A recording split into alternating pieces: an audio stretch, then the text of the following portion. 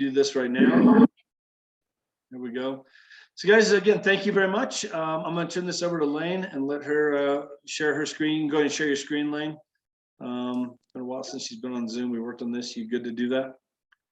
Yeah. And you can jump in, and I'll mute myself as well. It's all yours. Going to talk about staging and stuff. So anyway, she's done really, really good with this. We've had several listings that we've picked up that, you know, even in this market didn't sell, and then she turns around and, you know, gets in there and does different things with the sellers, you know, staging, you know, just let's tweak this, let's move this over here, let's do this. And she's had good success with this, getting it sold. So anyway, good thing to share. Lane, go ahead. It's all yours. All right. Thank you. All right. Well, yeah, I think, you know, it's funny, a quick little story about Jeff and I, and how I think a lot of times, especially men and women, see things differently. We used to have a rental house, and one time I made the mistake of letting Jeff go do the walkthrough on the rental house to make sure that the tenant had done everything. And, you know, Jeff comes home, he's like, yeah, it's great, no problem, let's give him his whole deposit back. So he, you know, we do. And then I go down to the house to like put up the for rent sign and all that kind of thing. And I walk in and I do this with the carpet, and I've got a handful of white dog hair. This guy wasn't even supposed to have a dog. And there's like stuff everywhere. So, you know, it's probably something that, you know, I think women and men tend to look at things a little bit differently. But so in our relationship, I'm the detail person. So he got fired from being able to do that anymore. So, you know, and I started laughing because when I first started staging homes, Jeff's like, why are you doing that? You can just throw a sign in the yard and, you know, it'll sell in this market. And I'm like, yeah, that's true. But, you know, I want it to sell faster. I want it to sell for more. And so staging really, really helps with that. So just moving along here. You know, when you stage a home for sale, you know, it's been proven even back in 2015 when it was kind of a more buyer seller market, more even. You know, 81% of buyers find it easier to visualize the property as their future home when it's staged. You know, when you stage a listing, you potentially increase the sales price by up to 10%. So even in 2019, which here we were a very hot market in 2019, you know, the majority of the homes that were staged actually sold for more. And, you know, I actually have a corporate client that I was blessed to be able to pick up a couple of years ago. And they're out of California, but they do nationwide fix and flips. And it's interesting because even they understand the power of staging. So every single home that they flip, they put some soft staging in, and it just brings kind of that warmth. It kind of gives the home just a really welcoming feel and gives it just enough to feel a little bit homey and a little bit more special than kind of just that blank house that's sitting out there with nothing in it that doesn't feel very loved. You know, it's also going to help your listings to sell faster. Again, even when you're in a hot market, the homes that are staged, you know, I put homes on the market all the time in Pueblo and in Colorado Springs. And when they're staged, I mean, I'll put them on a Friday, and by, you know, usually by Sunday night, we've got like handfuls of offers to go through. And it's nice to be able to pick, you know, out of a bunch of offers, because you can get the best, you know, situation, whatever your client's looking for, if that's the top dollar, or if they're needing like a long-term post-occupancy agreement or something like that. It just gives you a lot more negotiating power. You know, so again, why stage your home in a hot market? Obviously, because those things still apply. There was a survey taken in 2020 out of 13,000 staged homes that showed that 85% of them sold for between 5 to 23% over list price. So again, and that was kind of before the boom, you know, I think last year and this coming year, we're still kind of in a boom in a lot of different areas. So, you know, the more competition, the higher the price, as we all know. So here's some examples of homes that need some serious help with staging. So how would you like to walk into this house and try to figure out what to do with it? So, if you were the listing agent for this home, how could you modernize this bathroom and stage it to appeal to the most buyers? It's actually got some great bones to it because it's got the kind of gray and white tile ceilings, or flooring rather, and the gray tile on the for the wall going up there. So, a couple of ideas: you could neutralize the paint colors. I would probably paint the vanity and that dark cabinet above the toilet white. You can also obviously remove all the yellow stuff because that just looks like someone threw up mustard all over the place. I would change the curtains. I would get some curtains that are white, or do some, neutral blinds in the bathroom. And then, lastly, just maybe put a plant on the vanity, put a few folded white towels, and maybe just like a candle or something like that. Just keep the staging very, very simple. And I would lose all those rugs and show off. Those colors have actually come back in style, so why not show it off and make the most of it? Here's a fun one. So, can you imagine walking in and they're like, yeah, we have an indoor pool. So obviously, when you're staging a home, you want to make sure that each room has a clearly defined purpose. There's obviously a lot of issues with having a pool in the room because, you've got the potential for leaking and mold and all kinds of things. So that's just obvious to everybody. So we're just having a little fun here till we all wake up a little more. So I don't know about you, but this is quite the interesting kitchen. So would you want to move into this house? So obviously, again, you could just paint the walls. I would have the seller paint the walls white. Much better chance of selling it without that in there. And then here's another fun one. Look at this with the creepy dolls on the wall. I don't know what that's all about. And I'm sure we've all walked into numerous homes where the bathroom counters look about like that. So that's a big thing I talk with clients about, is just how we have to declutter everything. Can I ask something? These are real pictures, right? Yeah, these are real pictures. These are actual real estate pictures, like in real estate listing. Yeah. Yeah. Yeah. Like, look at that one with the cups on the counter and the. Yeah. So That's crazy. yeah, Jeff had a listing once where he walked in and they had actually kept a horse in the house. Oh yeah. For real. So, We've all got our really stories after all. yeah. So here's another one. I've seen this a lot. Like, people love to have their collection, or they don't realize how insanely cluttered the house is. It's just like, I don't even know. It looks like something exploded in there.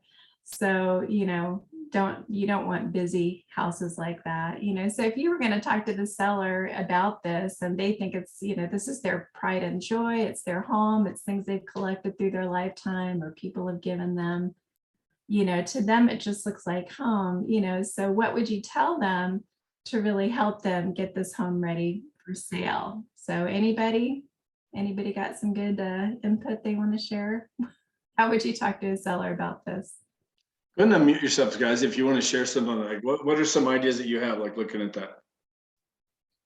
I would use the statistics you gave earlier, and just said, I'm sure you watch HGTV. I would basically use HGTV, and I would use statistics, and I would keep myself out of it. I wouldn't put my opinion in it at all. I just say home sell quicker with staging, and I'm sure you've heard about less clutter, in a home, and depersonalizing a space to sell it. But that's where we're at in the market. And then I would, blame it on the market. Talk about the market. Don't talk about their collections, so to speak. It's a great point, Matt. I think, and honestly, Lane, I mean, because I knew you were going to talk about staging, but you and I haven't talked about all this as far as what you're going to go over. But like those stats that you had there at the beginning, that was pretty shocking to me, honestly. Yeah. And to pull it, you're right, man. I think to let the stats do the talking, even to have that prepared to show the sellers, whatever, 88% of homes sold for more money when they were staged. And staging it's not just bringing in extra things. It's like, in this case, it's like, obviously doing some of that decluttering, getting that stuff off the top. I remember when we moved last time, and we, every showing we had a box, every showing, the kitchen, especially, the kitchen wasn't real big and there wasn't a lot of counter space, but I remember we had that box and we would have to put this and this and this and stack the box up, put it out in the garage, whatever. You know, we come back after the showing, okay, get the stuff out, put the stuff back. It was stuff we would use, but it cluttered the place up in terms of just the size of the kitchen. It's the coffee maker, it was all that kind of stuff that we used every day. But it just made the kitchen feel that much tighter because it wasn't that big of a kitchen to begin with, you know? Yeah. So what are the thoughts, guys, as you look at that picture? What would you tell the sellers? What are some things that you could do with that? Any thoughts, anybody? I would tell them, I love your collection. It's absolutely adorable, but unfortunately other people won't. So what I would suggest you do is go ahead. You're going to have to pack before you move anyway. Go ahead and pack up the entire kitchen and get all this stuff in a box, and then I'll help you stage it. Yeah. Yeah, exactly. Yeah. And I think the whole point too about one of the points I like to make with people when I walk into this type of a situation is that, because I just did one this summer and I walked in and they've got 2 kids. One of the kids had been in the hospital for several months as a baby. So you can just imagine, I mean, they're exhausted. They're both working parents, working crazy hours with 2 little ones at home. So the house was a disaster. Every room just had, I mean, just stuff everywhere. And, they had all kinds of just, toys out and all kinds of things. Every room looked extremely cluttered like this. So, I just really stress the importance of, we need this room to look really, really big and really spacious.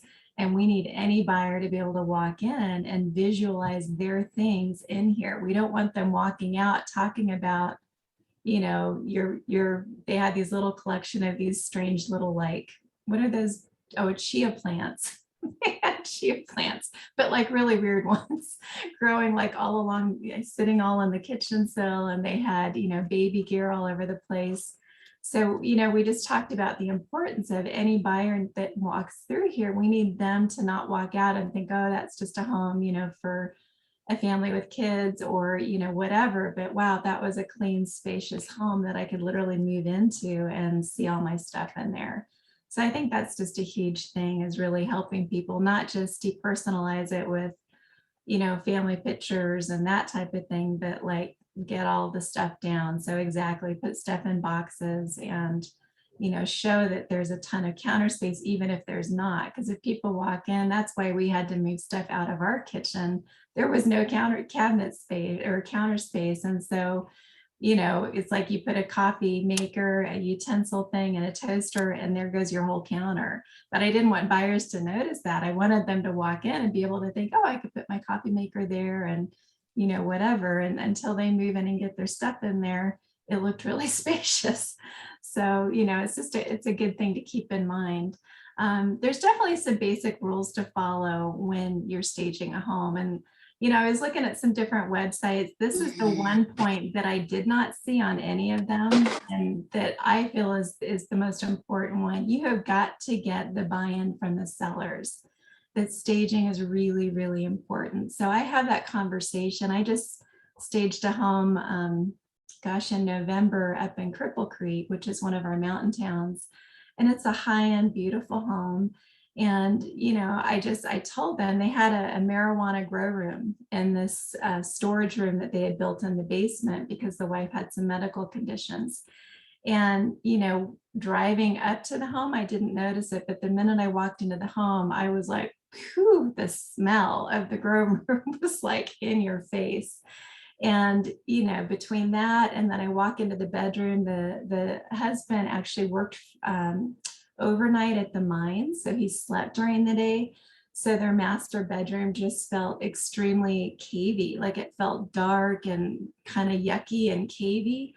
And, this is a high-end home. So I had to have the talk with them of, I understand the realities of your day-to-day situation and you absolutely need to get sleep, but we've got one shot to make a first impression, and it's the most important impression that these buyers are going to have is when they walk through the door, and after they view the home, when they're leaving, that's what they're taking with them. So even if they walk in and they love the living room, but the last room they're looking at is the master bedroom, and they're like, wow, that's like a cave, I wouldn't want to be in there, then that's what they're going to walk away with. So I think really getting the buy-in from the seller so that they understand the importance of, if you're going to go through all the hard work to help them stage it, then they need to be committed that this house is going to look great, the minute we go on the market, and they're going to keep it looking great. And then the other thing too is if you do it right, you should be able to get so many showings in the first couple of days and have so many offers that it's not painful for the sellers. I'm like, give up one weekend, one weekend that you have to live like it's perfect. And then after that, we should be under contract with a fantastic offer. And then you can relax, and then I have them redo it for the inspection. Because again, that's the buyer's second look. And I want the buyer to feel the same way that they did when they first walked in for the inspection. So those are just some things that have been helpful, and they totally got it and they were fantastic. So I bought actually some new bedding and some throw pillows for the master bedroom. They had a bunch of little tiny artwork that was dark on the walls. So we took all that off, and I brought in like a wreath that had some light colors in it. And, it was, even the wife was like, oh my gosh, I can't even believe this is my bedroom when we were done. They absolutely loved it. It looked fresh. And so they would put my bed things on when they would have showings. And then at the end of showings, they would fold it up and put it away and sleep with their own things, but it worked. And I ended up giving them all the bedding stuff as a closing gift because they loved it so much. So I was like, yeah, take it. So anyway, it was fun to see their response. So, we've all been there, when you've got a seller that, and this is kind of like, honestly, this is kind of what the bedrooms look like in that house that I listed this summer. Every room was just kind of trashed like this. So, and they're like, well, we heard it's a hot market. So, can't we just stick a sign in the yard and let's just sell it that way? Obviously we live here, and, it's just funny how obviously we all know as you walk in with the buyer, what are they going to see? The mess, they can't visualize anything because they can't even get their eyes to go past all the stuff. Right. And another case in point, I know Jeff and I were on a listing appointment in October, and it was a $1.4 million house. And I'm not even kidding. The bedrooms had this type of clutter going on. And we were trying to talk to the seller about it. And his response was, well, when we looked at the house, we knew that they lived there, and people need to know that we live here. So it's not going to be perfect. And so anyway, thankfully we didn't end up listing that one, because I think it's still sitting there. So anyway, we can get the buy-in from them. So anyway, and then they're going to ask you, well, why aren't there any offers? What's going on? So, be honest, but kind. I remember once I walked in and, this couple had shot glasses. We're talking little tiny shelves of shot glasses all over the place. And I was like, wow, that's so cool, but we don't want the buyers to walk out here and have you be the shot glass house. We want them to walk out and think, gosh, this is a house that I could see my stuff in. And, if they like modern, but you got all this old fashioned stuff or whatever, we want them to be able to visualize whatever it is they need the house to be for them. So, I think too, you want them to think about the kitchen space. We talked about that. And, we want them talking about the good things, not the things that are not helping to sell the house. So, declutter, depersonalize, literally go through every single room. Don't leave anything to chance. And it's kind of a good opportunity too. I like to give people storage suggestions. So like in the bedroom and bathroom, I talk about getting those plastic bins where they can just, and you can get them sometimes at Family Dollar or the dollar store. It doesn't need to cost a lot, but they're the perfect size to slide under the bed. So like the bathroom counter stuff that they use, if they don't have somewhere better to put it, I'm like, just set it in a little bin and slide it under your bed. Then it's just easy to, bring it in and out as you need it. Same with some of the knickknack things. So that's really good. Have the seller walk around with a notepad so that way you guys are really on the same page as to what needs to happen. And you make sure that you're really communicating. And just be an agent that adds value.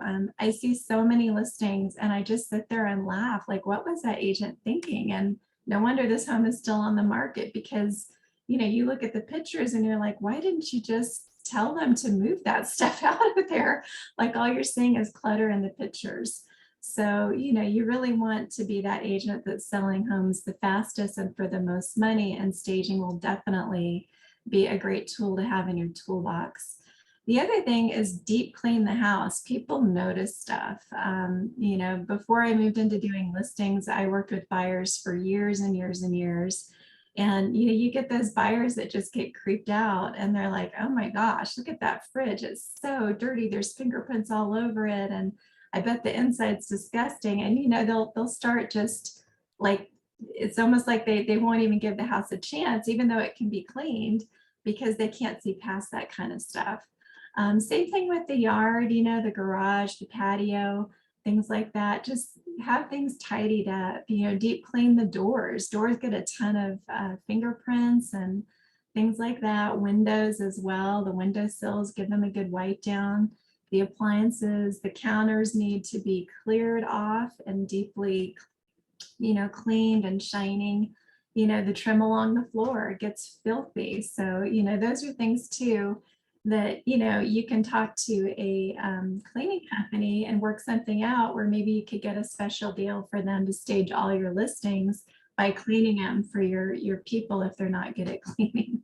So, odors, that's another big thing. If you walk in and there's a funky smell, or it just smells like the windows and doors haven't been opened in a while, that's not a good thing. So you need to kind of have that conversation. And I just listed my brother-in-law's house 2 summers ago, and he was a cigarette smoker. And oh my gosh, I was laughing because he had taken the time to paint and put new carpet in the house, but then he would sit on the back patio with the slider open and smoke his cigarettes. Well, what do you think I smell the minute I walk in the home? Cigarette smoke. So I had to research it. I mean, there's these little smoke bomb things that you can put somehow in the vent of the heater. He actually found them, and we had to do that like 3 different times.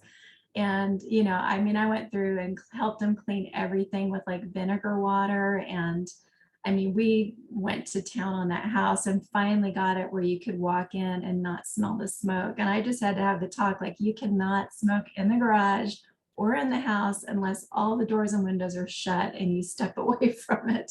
So again, I had to get his buy-in. I'm like, if you don't do this could cost you $50,000. Is it really worth it? I'm like, no, just walk away from the house and smoke somewhere else. And, let's get this house where anyone could walk in and they're not going to be hit in the face with cigarette smoke. So, the other thing is organizing, pantries, closets, make sure the refrigerator doesn't smell. Sometimes people overlook that. Even the laundry room, just try to tidy it up, wipe down the washer and dryer, that kind of thing. If at all possible, if the carpets need to be cleaned, and most likely they will, plus it'll help the house to smell a little nicer, maybe talk to the seller about having them professionally cleaned. And with bathrooms, everything should be sparkling, the mirrors, the plumbing fixtures, the tubs, because people pull the curtain back or the door back and they're going to look in and see, is there mildew or mold in there? What does it look like? You don't want them to open it and see a bunch of gross mold. That's just really not very appealing. So things like that, rings in the toilets, like nobody wants to see that, so we want the house to look as new as possible. You really want to create a feeling of a spacious, bright, inviting space in really every room. Sometimes people pack so much furniture in a room and you can look at it and just go, okay, could some of this maybe be used better in a different room? Maybe you could use it to stage a room that only has a bed in it, maybe move 2 chairs up to a bedroom or something and create a sitting area, at the end of a long bedroom to make the living room feel a little brighter. Or, again, this house that I had in Cripple Creek, they had a big old exercise kind of a bike thing that was sitting behind their couch. And behind that, there was a wall of windows of killer unobstructed views of the mountains. But you walk in and your eye would go to the couch and then it would go to the bike and then it would go to the mountains. And I'm like, okay, we need to lose the bike. Like, this is a living room. We want people to walk in and literally focus on these $1 million views. So things like that, you know, Elaine? again, yeah. Real quick, Tara raised her hand. Tara, do you I'm want to sorry. unmute? No, it's okay. You want to unmute Yeah, yourself? I Tara, you have just a wanted question to, or comment? thank you. I don't really have a question. I just wanted to kind of comment on the smell thing and get your opinion on, I go into homes oftentimes on the flip side, they don't think they're overpowered with air fresheners and things like that. And my sister-in-law at her house, they have like wax warmers that are I don't know, maybe the caramely something or other. So like when they come and even get around us, I can smell it in their clothes. And I just wanted to hear your take on that, since you were talking about bad smells versus overpowering Right. fragrancy smells. Right. Well, You're and hiding another, something. You're hiding something. We know you're hiding something. That's what- That that's is my my thought. first thought every time, that Yeah. you're hiding something. And that I always tell my sellers that is what a lot of clients will think coming in, like, okay, what are you trying to cover up? yeah. And so yes, I think the same thing. But yeah, go ahead, run with that in your opinion. Yeah, yeah. I think you want like neutral, fresh smell. You don't want something super heavy or sweet. I mean, honestly, I have a lot of friends that actually get instant migraines the minute they smell really heavy. Like even some candles will make them just instant migraines. So you could even approach it from that place. Like, you know, if you don't have a sensitivity, you don't even think about it, because you're like, oh, I like Jeff and I love candles. But I know now I've got some friends that when they come over, I won't even light a candle because I don't want to give them a migraine. And that's not, you know, you don't want a buyer walking in and getting an instant migraine. And what are they going to walk out thinking about? Their migraine, not the house. So that might be another way to approach that as well. It's just that some people actually are extremely sensitive and, you know, have a really bad reaction to stuff like that. So, and, you know, I would say Google stuff. If you're trying to fight a smell of some sort, there is so much great information. My daughter actually just painted her bedroom, and she got this bee in her bonnet that she had to paint it that night. Right. And I was like, oh my gosh, you know, because it's right adjacent to where we sleep and I'm sensitive to stuff like that. And so I said, you're going to have to leave the window open and it's going to be like so cold tonight, but we don't want these fumes in the house because it's not good to breathe all that in. And she looked it up on, I forget, Pinterest or YouTube or something, and found that if you cut onions in half and put them in a little Tupperware thing with no lid on and just set them around, it actually absorbs the paint smell. And I got to tell you, the minute she finished painting, she had us come up to see. She was so excited to show it to us. I couldn't smell the paint. So I was blown away. So definitely do a little research if there's a certain smell you're trying to battle, because it's worth it to not have that be the thing that lingers in someone's mind, you know? So Ironically enough, they say when you have like a cold or an infection, to cut onions and leave it in the room with you, and it will help pull the infection to the onion and help you feel better faster. I don't know how true that is, but I have heard that as well. Yeah, hey, works There you for go. me. I know I always cook with a lot of garlic and onions when we're sick. So She cuts up garlic and makes me eat it. I'm like, oh, I can't, you know, she just sucks it down. Chopped up garlic, you know, I have to put it in all kinds of honey and all kinds of stuff. Cause I can't, I'm like gagging on it. Anyway, not to get off topic, but anyway.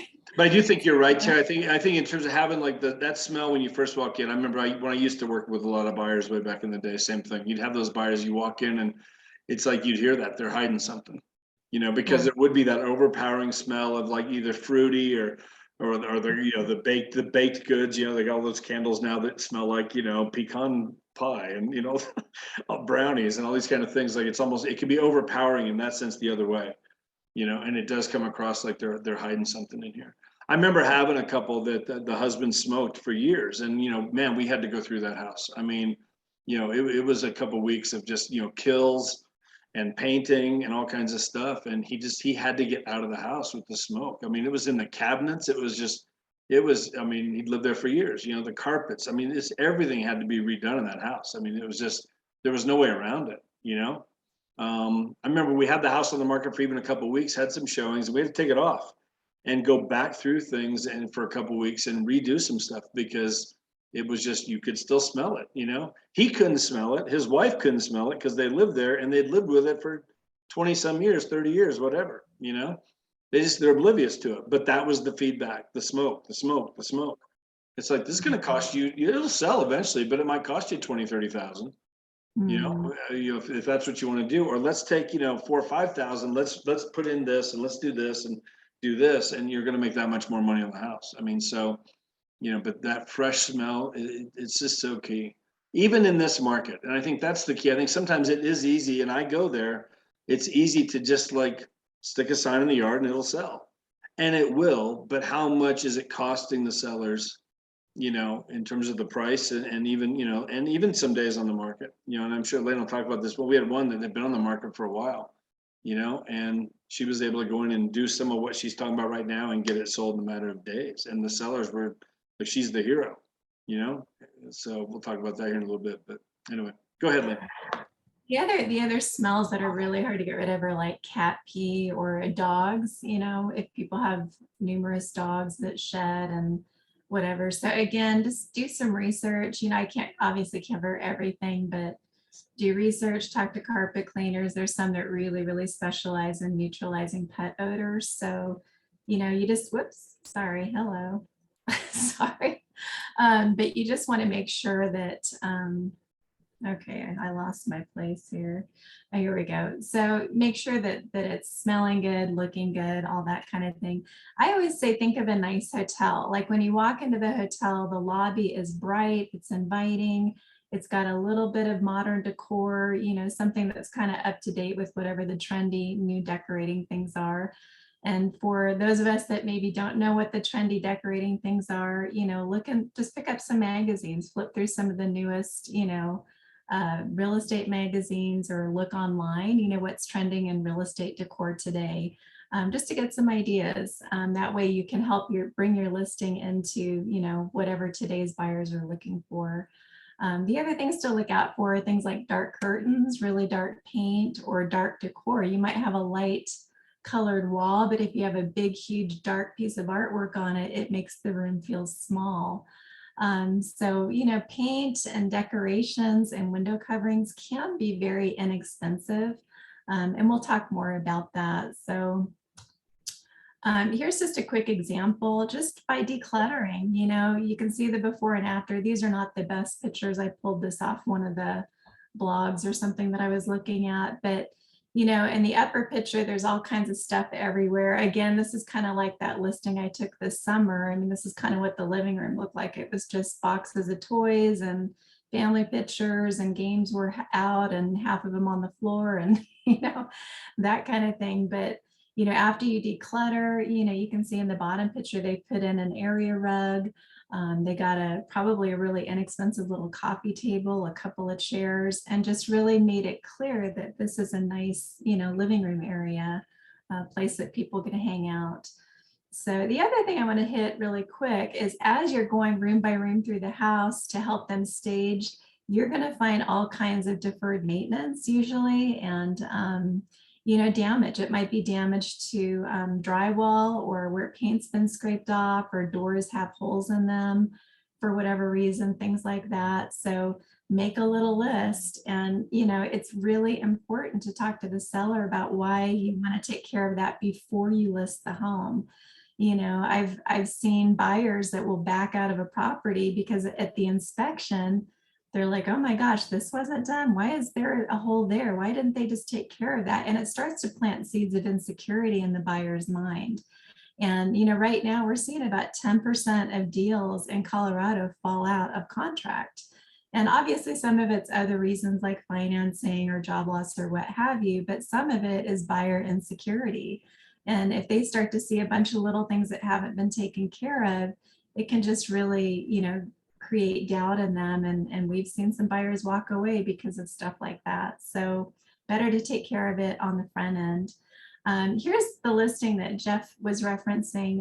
Lane, real quick Yeah. before you go on, just Matt raised his hand. Matt, you Oh, wanna, sorry. you got a question real quick, Matt? Yeah, no problem.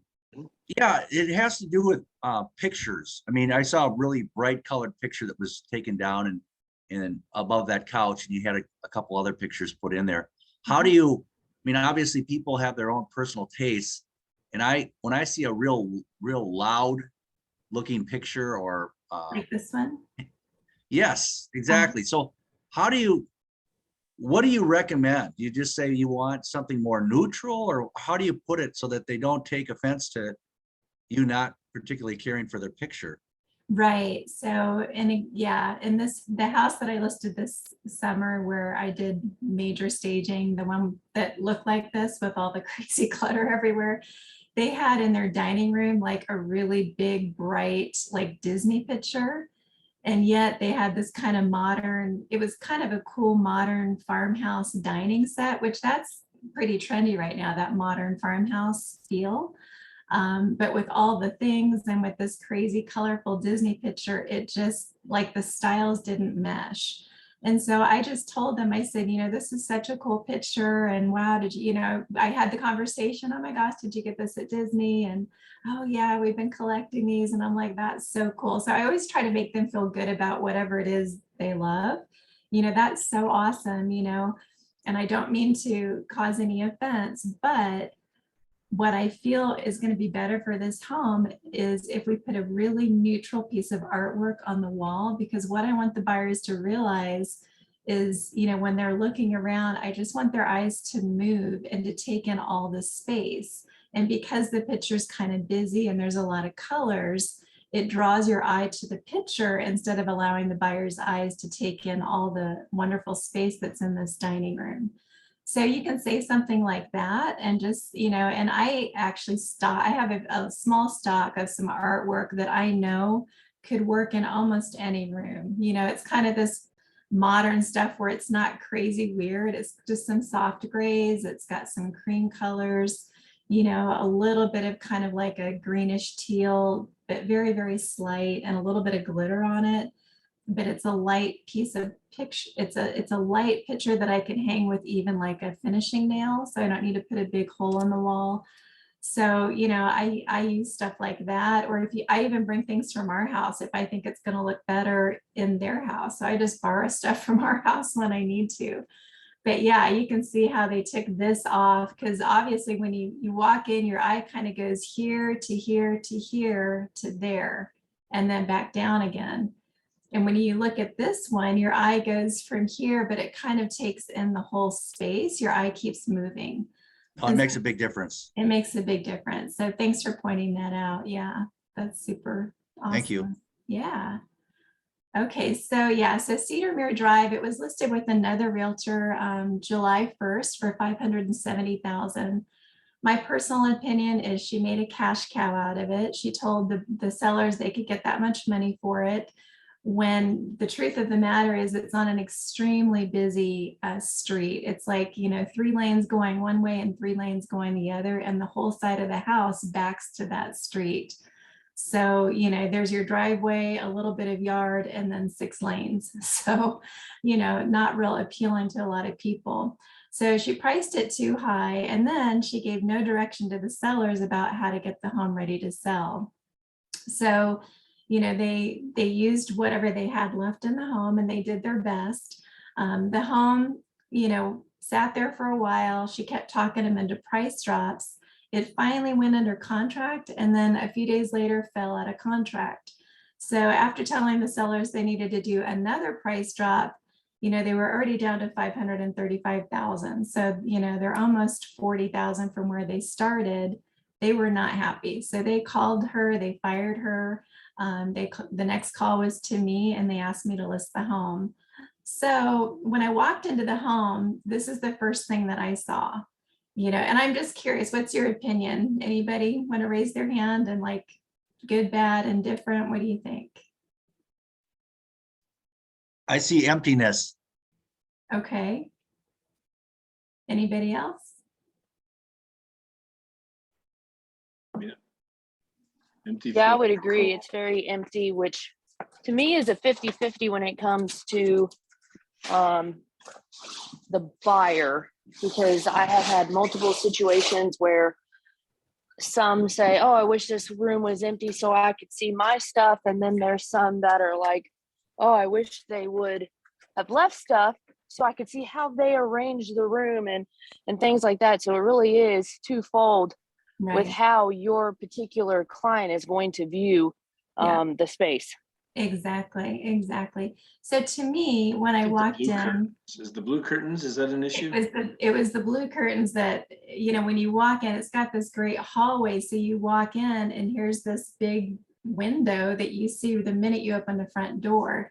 So when I walked in, my eyes are immediately drawn to what in the world is all this? So I didn't see the light. All I saw was, what are these half dead plants? And, and then it's, the decor in the house was very modern, like the finishes, they just put like $40,000 into these new granite countertops and these new cabinets and lighting fixtures.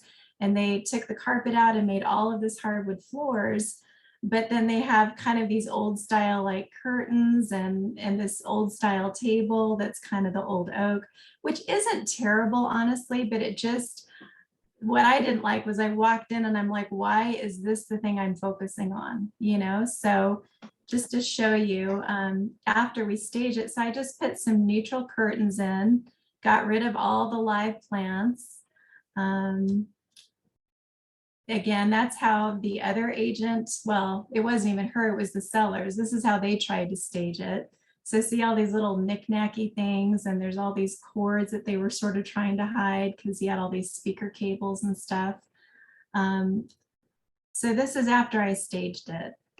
So this is that piece of artwork, if you guys can see that I'm talking about, that I could literally hang in almost any home and it will go. I picked it up for like $30 at Ross. And every single seller that I've hung this picture in their home, they're like, oh, I wish I could keep it. And I'm like, yeah, go to Ross, you can find one too, because I need this one. But, just, I wanted the home to feel loved. To me, this doesn't feel loved. It feels like forgotten about and kind of just like, what is that? What would I do with all these things, all these cutouts? Because that used to be a popular thing. It's not so much anymore.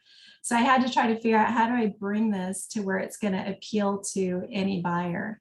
So, I took a crate, a metal crate. Let's see, I don't know how to move this thing.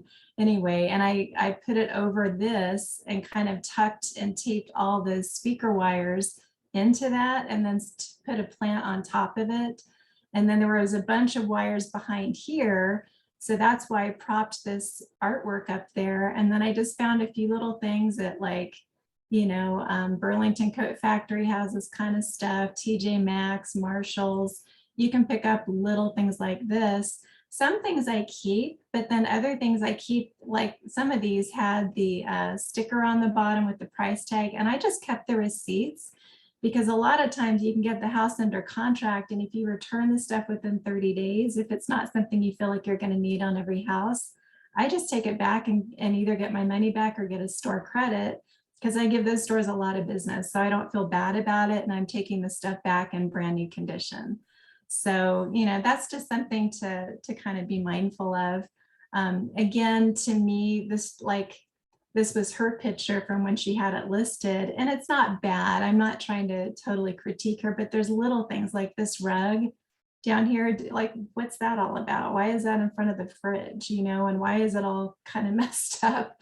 And this plant, I don't know, to me, I didn't like it. So, You don't have a problem with plants, Lane. It's just how they're placed. Is that what I'm hearing? It's how they're placed, yeah. And if they're alive, but nobody's living there, you have to make sure you keep them alive.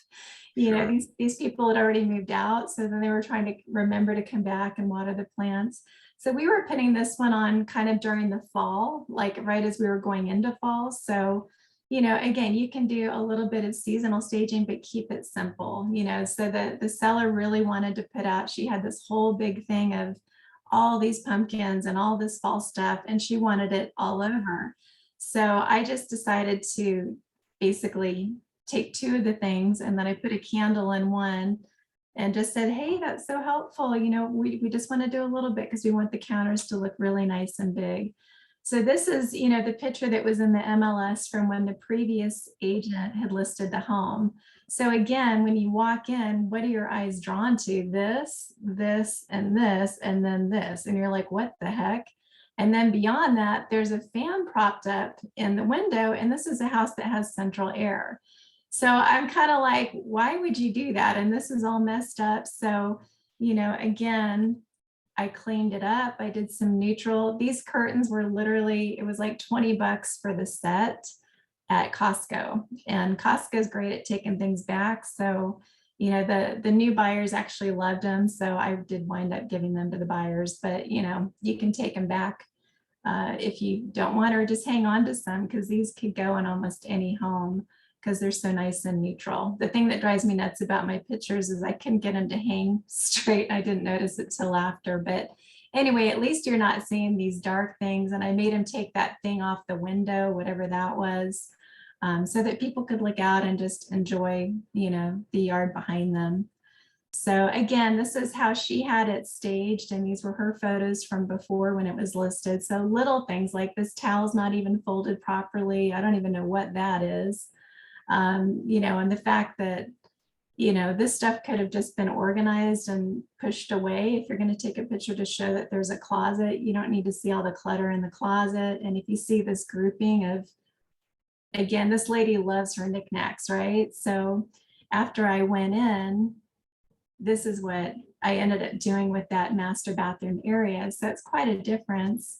And then with the tub, I just took everything down, took the flouncy curtain off because it wasn't adding anything to it, and took all of her knickknacks away. So it just, we got tons and tons of compliments on this home. Everyone's like, oh my gosh, I love the way it shows. It's staged so beautifully. So just a few more pictures. So you can see in the kitchen, this is after I staged it. So I was trying to just create something visual. And again, to have these not look so outdated, because that was a big thing when this house was built back in the early 2000s. And then since then, everyone's gone to flat screen TVs. So these cutouts are not quite so popular anymore. So I was trying to find a way to make those, feel more modern and appeal to more buyers. And just little pops of color. So I try to have a really neutral palette, and then maybe just use the green plants as like little tiny pops of color. So it gives it kind of a cohesive feeling there. Just another angle. Again, that was her before picture. Here's my after picture. So Tara, I know you were talking about how, some people really like to see the furniture, and some people prefer to have it open. To me, this was a clearly defined dining space, but they had such a massive dark table in here. And, it was more like, from the 70s or 80s, like the old style oak. And I just didn't feel like it really went with the rest of the home. And since they were already moved out anyway, I'm like, let's just move it out and let's just have this nice open space here. So that was what I thought was I just felt like it made the home feel more fresh, more new, more move-in ready. Again, on the counters, like in her old listing, there was actually a computer and like a fax machine and stuff over here, a printer on the counter. So I moved all that. And I like to have a little bit of fun. So, I always like to have like maybe a nice cookbook that's just a small pop of color in the kitchen. And I do, I put this in almost every listing that I have, this little set here. And then I have these funny dish towels that, I like to have a sense of humor when possible when you're doing this. So you can't read it, but this little dish towel says save water, drink wine. So, just something fun that people will get a chuckle out of, but, it's not taking away from the house, and they're not going to walk out thinking about it. So it just kind of warms it up though. Again, this was her before picture in the guest bathroom on the main level. So things like air freshener, candles, I'm like, what is that even doing up there? And then they have this kind of dark taste specific picture. So we took that off the wall, took that off the wall. Those went under the sink. And then I just put a fresh plant here. It's actually a silk plant that I use. And then a fresh white hand towel that, fluffy white hand towel. And then I had one little thing of soap that kind of matched the decor there, very neutral.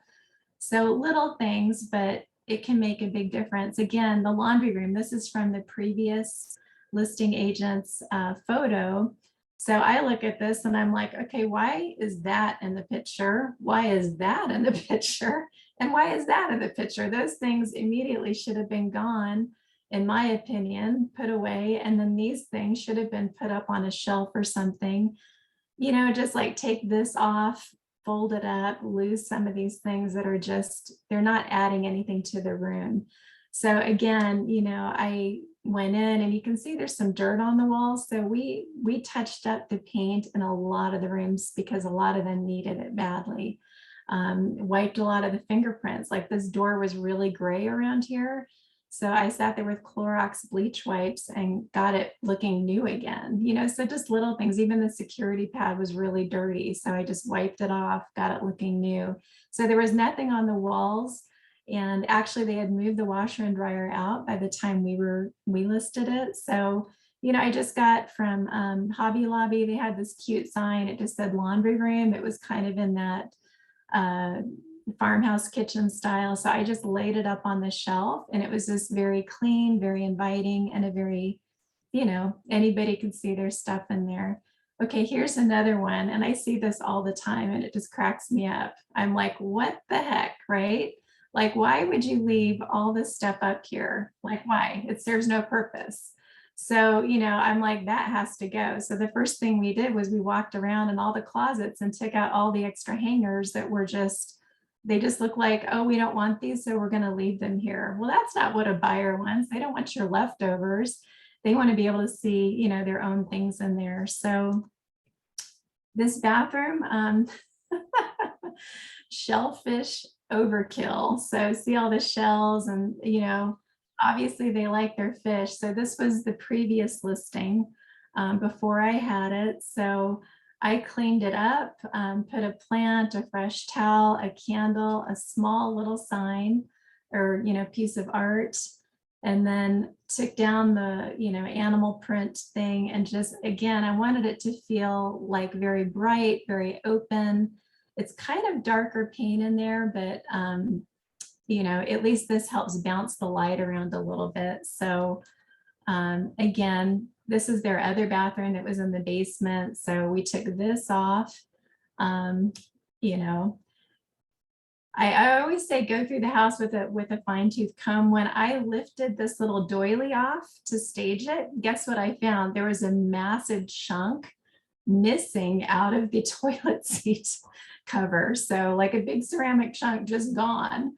And so I'm like, or maybe it was this corner, I can't remember, but yeah, it was totally broken. And so they were trying to cover it with the doily. So I'm like, no, we're not doing that. We're not going to try to cover things up. That's not good. And it sends a bad message to the buyers. So we were able to find a new one for like $5 at the Restore. So I don't know if you guys have Restore where you are, but it's like Habitat for Humanity. But you know, stuff like that, you just keep your eyes open. You know, the other thing is no loud, ugly curtains in the shower. I mean, seriously, for $8, just go buy them a white one to brighten it up and freshen it up. You can get them all over Target, Walmart, everywhere else. This was another bathroom in the same bedroom. And to me, these guys were fighting. So you've got this busy granite and then you got this busy shower curtain. So my goal was let's neutralize it. Again, I want it to feel like a hotel, to be a neutral palette. So I got a white shower curtain, white towel, simple candle, and then there's like a little green plant over here. So just neutralize. This was the previous listing agent's photo of the patio. So I don't know about you guys, but at the very least, I would have picked this stuff up, tucked these in, and picked up all this debris. This is the after. They ended up needing to pour a new patio, which they decided that on their own as we were getting ready to list. So I just said, take the patio furniture off. It's not needed. And I picked up all the junk. I mean, there was so much junk in the yard and around the hot tub, you know, and again, it just makes the house feel unloved and uncared for. So now it looks new and fresh and like, you know, you want to go get in the hot tub. You know, you can also do some simple things like, you know, if there's a holiday coming up, you can add some simple little touches just to make the home feel welcoming and kind of give it an entrance that, you know, is inviting. So that was the Cedar Mere home. The other thing that I found on this home, I have to tell you, is when I went into the guest bedrooms, I noticed that the windowsills, there were these really big, probably 8-foot wide windowsills. And I was looking at them and I'm like, wow, it looks like there's a gap between the windowsill and the window. So sure enough, I went over and I tried to lift it up and it was just a board, like it wasn't even a proper window sill. So here's a $500,000 home that didn't even have the window sills properly installed. So what I did for these guys is I said, you know, as part of I said, I know I'm going to sell your listing. And, you know, I'm like, we really need to get this fixed. And their reply to me was, well, we've already put $45,000 into updating this home. We're not putting another penny into it. So I just told them, okay, I'm going to put my money where my mouth is. And, you know, I knew we were doing a full 3% commission on the list side. So I just said, you know, are you okay if I hire someone to come in and install these properly? And they're like, okay, if you'll take care of it. So it cost me about $500. But what do you think the buyer was going to feel like when they do the inspection on a $500,000 home and they go in and the inspector points out that these are not even installed properly? Like, what message does that send to the buyers? I'm like, it was worth that $500 and it's a tax write-off for Jeff and I. So I would do it again in a heartbeat because we got nothing but glowing reviews on this home after people walked through it. But, you know, one more thing I forgot to mention is light bulbs. This home had a ton of like burned out bulbs, like in the bathrooms where you've got, you know, maybe four light fixtures hanging down and maybe 2 of them are burned out. You want those to all match and to, you know, be the same and to have all the lights working. And also a lot of light fixtures, I would take them down and there's, you know, dust and dead bugs in there. It doesn't take that long to clean them out. So if, you know, this was an elderly couple and one of them was handicapped, actually they both were kind of handicapped. So I ended up doing a lot of elbow grease myself on this one because, you know, and they were blown away. Like within the first 2 or 3 days, they were like, you've literally done 100% more than the other agent ever did for us. And we just can't even believe it. We can't thank you enough. So, you know, sometimes it's just worth it. And I'm sure I'll get a ton of referrals out of that. So it costs some time. I was down there working my butt off. Jeff can attest to it. But, you know, it was really worth it in the end. So, you know, what ended up happening, we put the market on or put the house on the market for $535 because that was their last listing price with the other agent on the 17th of September. And, you know, we got multiple offers. We took a contingent cash offer. She was selling a townhome in Texas. We only gave her a week to get it under contract. It wasn't under contract, so we just moved to our backup offer and we closed at, you know, over list price on the 29th of October there. So the sellers were absolutely thrilled. They wrote me a glowing review, you know, they kept calling and thanking me. So it's worth it to go the extra mile and to get the home done right, you know, so that when people walk into your listings, this is what they see. This is what they look like. They're excited to come and see your listings. Lynn, real quick, because we need to wrap it up, but also Matt, you have a question? Well, yeah, I mean, A comment? you had definitely over $500 into that listing with the elbow grease and the paint touch up. And, you know, we all know that there are people that take advantage of us and they say, I'm not putting another penny into it. Where do you draw the line? I mean, I have someone right now that she doesn't want staging. She doesn't want this or that. And I'm struggling. I'm struggling because she needs to have staging. Right. And anyway, that's my point is where do you draw the line? And you knew that you could sell it and you knew you could sell it for over list price. So you could justify it. But I'm sure there was other times where you kind of scratch your head, right? Right. Yeah, and you will have those people that, you know, don't want to cooperate or whatever. Again, I think if you can show them the stats and just ask them, some people, you know, some people are like, you know, I don't care if it doesn't sell and I'm not, you know, I'm not going to keep it clean. Well, if they're flat out telling you that and you've shown them why they should, then that's, you know, you might give them some suggestions and see if they take it. I mean, it's obviously hard too if you have a tenant in a property because they could care less. They don't want it to sell, you know, so that's always tricky as well. But, you know, again, that's why I think, you know, if you're gonna to stage a home, you really do have to have the seller's buy-in. And one of the things that I've done with people is I'll find, you know, some homes that are currently available on the market or that have sold, and just show them, like, here's homes that, you know, you can tell the realtor either didn't stage it because they didn't care, or they just wanted to stick a sign in the yard and make a fast buck, or the seller absolutely didn't care and wasn't going to let them make it look nice.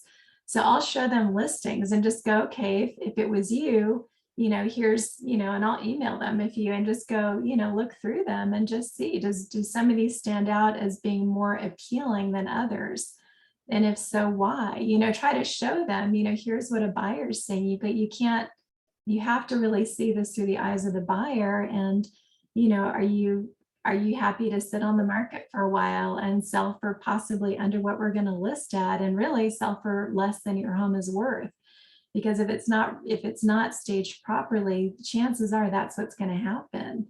So if you're willing to leave $10,000 on the table or $20,000 on the table potentially, because you're not willing to put, you know, 3,000 into it, you know, or take the time to keep it clean, then as long as you know what it's costing you, that's okay. You know, I mean, you can't force people, obviously. So Do me a favor, can you stop sharing your screen, and we can all see each other here real quick, and then just a couple things just to wrap it up, guys. Because I think, you know, one of the things, and Matt, one of the things I would say too is just, you know, again, if they're open to that, like in this market especially, the longer the house sits on the market, what do buyers start thinking? There's something wrong with that house. There's something not right, because nothing is sitting on the market.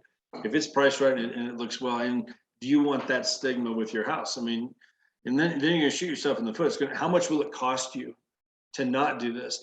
The one thing I want to mention, and I think what Lane's gotten so good at, is just, it can be very inexpensive.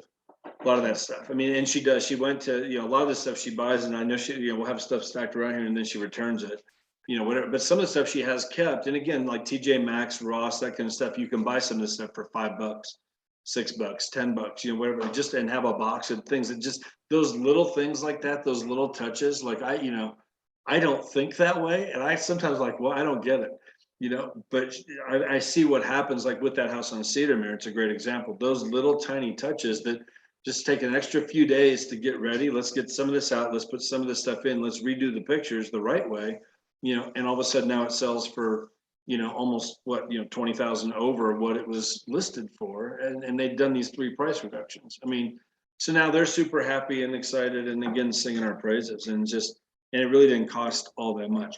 Yeah. And again, Lane's over there doing a lot of the work, but you don't have to do that. And I think, Matt, that's one thing too. You don't have to be the one doing the work. You could have people go in there and do it. And, you know, again, we had a couple handyman guys that come in, you know, a couple $100 here, a couple $100 there. And, you know, we don't know, we'll get the sellers to pay it, you know, whatever. But a lot of times, you know, if you need to, I've come out of pocket a few times, especially on something like that. We're going to get a $15,000 commission when it sells. I'll throw $500 at it if I need to, you know, just to make sure we get it done and get the listing. So anyway, any last comments or questions, guys? I know we're running past the hour here, but Lane, I appreciate what you shared. It was good stuff from my end. But any thoughts, any comments, questions before we go? Or Lane, do you have anything else you want to throw out before we're done? One last thing. There's a few things that you can't go wrong having. I keep like a couple bags of just really nice, crisp, clean, white, fluffy towels that are only used for staging. And I ask the sellers not to use them if I use them in their home to stage it.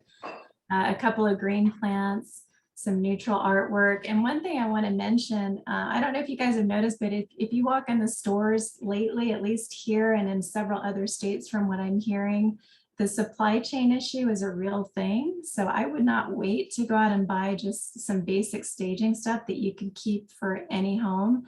And I just reuse it listing after listing. It's a tax write-off. And, you know, I heard, gosh, from a couple of friends, like, and I've noticed it even. I walk into Ross and I'm like, wow, usually the shelves are just jam-packed with stuff and there's less and less and less things. So I would say, it doesn't hurt to just stock up and have some things on hand. Because, as the supply, as we know, supply and demand, prices of things will go up, if they're harder to get. So it doesn't hurt just to have a few things like that on hand that you can use, or, you can always hire a virtual stager if it's a empty home. So a lot of photographers will do virtual staging where they'll actually put furniture and decor in the home so a buyer can visualize it that way. Or you can hire a professional stager, but that would be my only suggestion, is just keep some basics on hand. And, I just had another listing appointment a few days ago, and I was talking about the staging, what I would do with their home.